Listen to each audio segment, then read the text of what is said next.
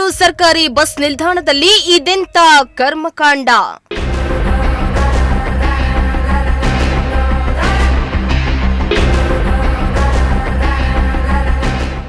ಉದ್ಘಾಟನೆಯಾಗಿ 2 ವರ್ಷಕ್ಕೆ ಕಿತ್ತು ಬಂತು ರಸ್ತೆ.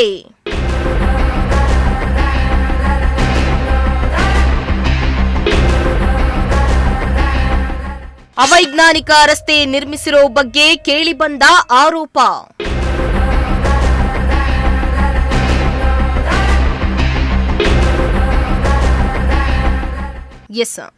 ತುಮಕೂರು ಸರ್ಕಾರಿ ಬಸ್ ನಿಲ್ದಾಣ ಹೈಟೆಕ್ ಆಗಿದ್ದು ಕೋಟ್ಯಾಂತರ ರೂಪಾಯಿ ವೆಚ್ಚದಲ್ಲಿ ನಿರ್ಮಾಣ ಮಾಡಲಾಗಿದೆ. ಆದರೆ ಬಸ್ ನಿಲ್ದಾಣ ಉದ್ಘಾಟನೆಯಾಗಿ ಕೇವಲ 2 ವರ್ಷದಲ್ಲಿ ಹೈಟೆಕ್ ಬಸ್ ನಿಲ್ದಾಣದಲ್ಲಿರೋ ರಸ್ತೆ ಕಿತ್ತು ಬಂದಿದ್ದು ಅವೈಜ್ಞಾನಿಕ ಕಾಮಗಾರಿ ಆಗಿದೆ ಎಂಬ ಆರೋಪ ಕೇಳಿಬಂದಿದೆ.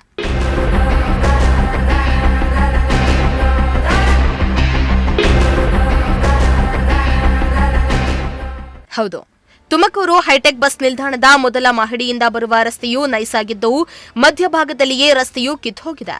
ಇನ್ನು ರಸ್ತೆ ಕಿತ್ತೋಗಿರೋದ್ರಿಂದ ಕಂಬಿಗಳು ಹೊರಬಂದಿದ್ದು ರಸ್ತೆಯಲ್ಲಿ ಓಡಾಡುವ ಪ್ರಯಾಣಿಕರಿಗೆ ಹಾಗೂ ಬಸ್ ಸಂಚಾರಕ್ಕೆ ಸಂಕಷ್ಟ ಎದುರಾಗಿದೆ.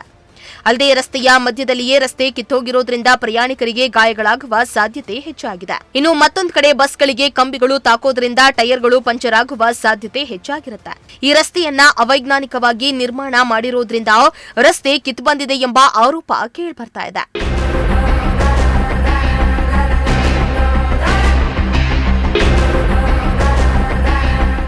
ಇನ್ನು ಬಸ್ ನಿಲ್ದಾಣದ ಮೊದಲ ಮಹಡಿಯಿಂದ ಬಸ್ಗಳ ಸಂಚಾರಕ್ಕಿರೋ ರಸ್ತೆ ಹಾಗೂ ರಸ್ತೆಯ ತಡೆಗೋಡೆಗಳನ್ನು ಕೂಡ ಅವೈಜ್ಞಾನಿಕವಾಗಿ ನಿರ್ಮಾಣ ಮಾಡಲಾಗಿದೆ ಎಂಬ ಆರೋಪ ಕೇಳಿಬಂದಿದೆ. ರಸ್ತೆ ನೈಸಾಗಿರೋದ್ರಿಂದ ಬಸ್ಗಳು ಚಲಿಸುವಾಗ ಕೆಲವೊಮ್ಮೆ ಜಾರಿ ತಡೆಗೋಡೆಗೆ ಗುದ್ದಿಕೊಳ್ತಾವೆ. ಬಸ್ಗಳು ತಡೆಗೋಡೆಗೆ ಗುದ್ದಿಕೊಳ್ಳೋದಕ್ಕೆ ತಡೆಗೋಡೆ ಮೇಲಿರುವ ಕಲೆಗಳೇ ಸಾಕ್ಷಿಯಾಗಿವೆ.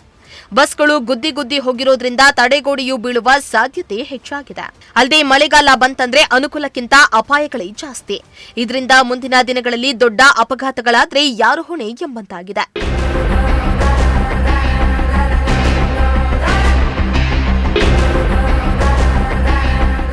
ಇನ್ನಾದರೂ ಸಂಬಂಧಪಟ್ಟ ಇಲಾಖೆಯ ಅಧಿಕಾರಿಗಳು ಎಚ್ಚೆತ್ತು ಕೂಡಲೇ ಬಸ್ ನಿಲ್ದಾಣದಲ್ಲಿರೋ ರಸ್ತೆಯನ್ನ ಸರಿಪಡಿಸಬೇಕಾಗಿದೆ. ಕ್ಯಾಮರಾ ಪರ್ಸನ್ ಸಂಜಯ್ ಜೊತೆ ಸುಷ್ಮಿತಾ, ಪ್ರಜಾಶಕ್ತಿ ಟಿವಿ, ತುಮಕೂರು.